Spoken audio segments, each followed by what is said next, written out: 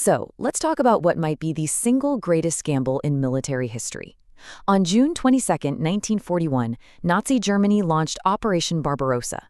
Now, this wasn't just another battle. It was and still is the largest land invasion ever attempted. The goal? To crush the Soviet Union in just a few months. But what started as a seemingly unstoppable blitz would spiral into one of the most catastrophic military blunders of all time. Just look at the scale of this thing. We're talking over 3 million soldiers, thousands of tanks, and a massive air force, all pouring across a front that stretched for nearly 1,000 miles. You can see the three massive army groups here, North, Center, and South. The whole idea was this giant pincer movement meant to trap and completely annihilate the Red Army before it had any chance to fall back into the endless Russian landscape. Okay, so the entire German strategy was built on this one really powerful, but also deeply, deeply flawed idea that this would be another blitzkrieg, another lightning war. They weren't planning for a long slog, they were planning for a sprint to the finish line. And you can see it right here in their own words. Directive number 21, the actual order for the invasion, lays it out plain and simple. Crush Soviet Russia in a lightning campaign. The objective wasn't just to win a few battles. It was to shatter the entire Soviet state before that infamous Russian winter could even begin to set in. Now, this is so crucial to understand. This wasn't just a military strategy. It was rooted in this ideological blindness. The German leadership was absolutely convinced of its own superiority. They saw the Soviet Union as this backward, unstable state, a colossus with feet of clay that would just crumble at the first hard push. They bet everything on the idea that the people wouldn't fight for their own government. And wow, was that a historic miscalculation. And for the first few months, it looked like their insane gamble was actually paying off, big time. The German war machine just tore through the Soviet border defenses with absolutely shocking speed. The initial advance was just relentless. The surprise was total. Within a week, they'd already closed the Minsk pocket, wiping out something like 300,000 Soviet soldiers. By July, they were hundreds of miles deep into enemy territory. And then, in September, they pull off one of the biggest encirclements in history at Kyiv. And get this number, 665,000. That is how many Soviet soldiers were captured in the Kiev pocket alone. It's a staggering figure. Victories like this, on this kind of scale, well, they created this incredibly dangerous sense of invincibility back in Berlin. It really seemed like the Colossus was crumbling, exactly like they said it would. And here you have it. Less than 2 weeks after the invasion started, Hitler was already telling people it was over. This quote from July 4th just perfectly captures the arrogance, the hubris that was taking over. In their minds, the war was already won. They were just mopping up. But right then, at the absolute peak of their success, a huge crack appeared in the German high command, a fundamental disagreement about what to do next. And this debate would stall the whole offensive, waste precious time, and, well, it would change the entire course of the war.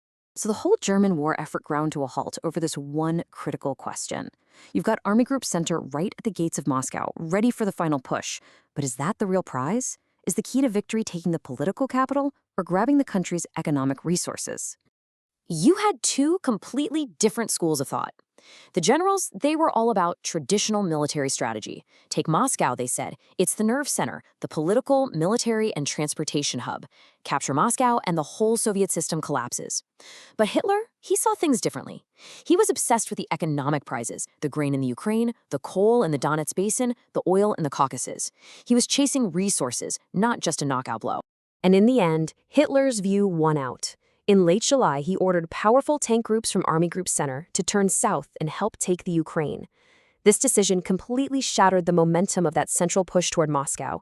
That diversion, which lasted about 2 months, would have absolutely catastrophic consequences. And that delay proved disastrous, because by the time the Germans finally turned their attention back to Moscow in October, their lightning war was about to run head-on into its most powerful enemy yet, General Winter. The German army was just completely, utterly unprepared for what was coming. First came the autumn rains, the Rasputitsa, which turned all the dirt roads into these impassable rivers of mud. Then the temperature just plummeted. The troops, still in their summer uniforms, engine oil froze solid in their tanks, weapons literally seized up in the cold. and their supply lines, which were already stretched to the breaking point, just collapsed. The advance didn't just slow down, it froze solid. The result was a jaw-dropping reversal. Look at this map from mid-January 42. The Germans, who had been so close they could see the spires of the Kremlin, were now being thrown back by a massive Soviet counterattack. The supposedly invincible German army was suddenly in a desperate retreat, just fighting to survive. And the human cost, it's just staggering. Even before the worst of the winter hit, German sources were reporting nearly 750,000 of their own men killed or wounded, and they estimated Soviet losses were nearly 3 times that. We're talking about a level of destruction that's almost impossible to comprehend. So the big question is, what went so wrong? How did a plan that looked like a sure thing in June and July end up as a total disaster? Well, when you dig into it, you see it wasn't one thing. It was a whole series of fundamental mistakes. Yeah, it really wasn't just one bad call. It was a total system failure, a political failure because they completely underestimated the will of the Soviet people to fight, an intelligence failure because they had no idea how vast the Soviet military and industrial reserves really were. I mean, the Germans were floored when new Soviet divisions just kept appearing. A logistical failure of epic proportions, planning for a short summer jaunt, and then you have that fatal strategic indecision at the worst possible moment, which gave the Soviets the one thing they needed more than anything else: time. And that really is the question that hangs over this whole campaign, isn't it? When you look at the sheer insane ambition of it all, the huge distances, the flawed intelligence, the complete underestimation of their enemy, it's pretty hard to argue that the seeds of failure weren't planted right from the very beginning. It was a gamble built on pure arrogance, and it became the turning point of the entire war in Europe. Hey, thanks for watching this breakdown with us. If you're into explainers that dive deep into these complex moments in history, do us a favor and be sure to like and subscribe. We'll see you on the next one.